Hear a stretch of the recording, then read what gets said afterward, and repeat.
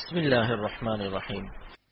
نشرتی فی ذکر النبی الحبیب صلی اللہ علیہ وسلم، 27ویں فصل، آپ صلی اللہ علیہ وسلم کا وصال۔ آپ صلی اللہ علیہ وسلم کا غسل۔ حضرت عائشہ رضی اللہ عنہ سے روایت ہے کہ جب لوگ آپ صلی اللہ علیہ وسلم کو غسل دینے لگے تو انہیں سمجھ نہیں آ رہی تھی کہ آپ صلی اللہ علیہ وسلم کے کپڑے تمام مردوں کی طرح اتارے جائیں یا کپڑوں کے ساتھ غسل دیا جائے۔ جب اس میں اختلاف ہو تو اللہ تعالیٰ نے ان پر نیم طاری کر دی، اور گھر کے کونے سے کسی نے کہا کہ معلوم نہ ہوا کہ وہ کون تھا کہ کپڑوں کے ساتھ غسل دو۔ لوگ قمیص کے اوپر سے پانی ڈالتے جاتے اور قمیص سمیت ملتے جاتے تھے۔ اس وقت ایک تیز خوشبودار ہوا اٹھی، پھر آپ صلی اللہ علیہ وسلم کا کرتا نچوڑ دیا گیا۔ آپ صلی اللہ علیہ وسلم کا کفن۔ آپ صلی اللہ علیہ وسلم کے کفن کے بارے میں بہت سے اقوال ہیں۔ حضرت عائشہ رضی اللہ عنہا سے مروی ہے کہ آپ صلی اللہ علیہ وسلم کو 3 سفید یمنی کپڑوں میں کفن دیا گیا، جن میں قمیص اور عمامہ نہ تھا۔ کسی نے حضرت عائشہ رضی اللہ عنہا سے کہا کہ لوگ کہتے ہیں کہ 2 سفید کپڑے اور ایک دھاری دار کپڑے میں کفن دیا گیا۔ انہوں نے فرمایا مخطط کپڑا لایا تو گیا تھا مگر واپس کر دیا گیا تھا، اس میں کفن نہیں دیا گیا۔ وہ تینوں کپڑے سود کے تھے، اور احناف رحمۃ اللہ علیہم نے قمیص کو اس لیے مصون کہا کہ خود حضور صلی اللہ علیہ وسلم نے ایک میت کو قمیص میں کفن دیا۔ حضرت عائشہ رضی اللہ عنہ کی حدیث سے جس میں قمیص کی نفی ہے، یہ بھی معلوم ہوا کہ جس قمیص میں حضور پرنور صلی اللہ علیہ وسلم کو غسل دیا تھا وہ اتار لی گئی تھی۔ امام نووی نے اسی کو صحیح کہا ہے۔ عقلی وجہ سے بھی یہی صحیح لگتا ہے، کیونکہ اگر وہ قمیص رہتی تو اوپر کا سارا کفن تر ہو کر خراب ہو جاتا۔ ابو داؤد کی روایت جس میں مذکور ہے کہ اسی قمیص کے ساتھ دفن کیا گیا، یزید بن زیاد راوی کی وجہ سے ضعیف ہے۔ آپ صلی اللہ علیہ وسلم کی نماز جنازہ۔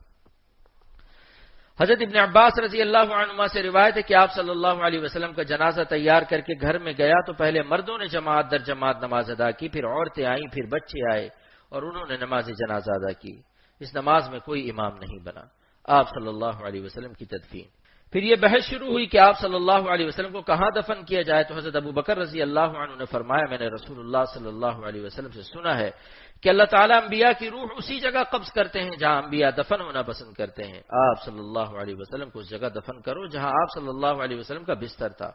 اس سے لازم نہیں آتا کہ ہر نبی ضرور اسی جگہ دفن کیا جائے جہاں ان کی وفات ہوئی ہو، بلکہ صرف اتنا ثابت ہوتا ہے کہ انبیاء علیہ السلام کو وہاں دفن ہونا پسند تھا۔ اگر لوگ کسی وجہ سے کسی اور جگہ دفن کر دیں تو اور بات ہے۔ آپ صلی اللہ علیہ وسلم کی قبر مبارک۔ حضرت ابو طلحہ رضی اللہ عنہ نے آپ صلی اللہ علیہ وسلم کی لحد مبارک کھو دی۔ آپ صلی اللہ علیہ وسلم کو قبر شریف میں 4 حضرات، حضرت علی رضی اللہ عنہ، حضرت عباس رضی اللہ عنہ اور حضرت عباس رضی اللہ عنہ کے 2 صاحبزادوں حضرت قسم اور حضرت فضل رضی اللہ عنہما نے اتارا۔ آپ صلی اللہ علیہ وسلم کی لحد پر کچی اینٹیں کھڑی کی گئی تھی۔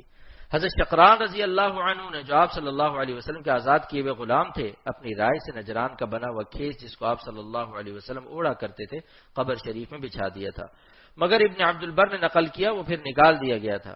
تدفین کے بعد حضرت بلال رضی اللہ عنہ نے ایک مشک پانی قبر شریف پر چھڑک دی اور پانی سرہانے کی طرف سے چھڑکنا شروع کیا۔ حضرت سفیان رضی اللہ عنہ فرماتے ہیں میں نے دیکھا کہ آپ صلی اللہ علیہ وسلم کی قبر شریف کوہان کی شکل کی تھی۔ اللہ تعالی ہم سب کو رسول کریم صلی اللہ علیہ وسلم کی اتباع اور محبت کاملہ نصیب فرمائے، آمین۔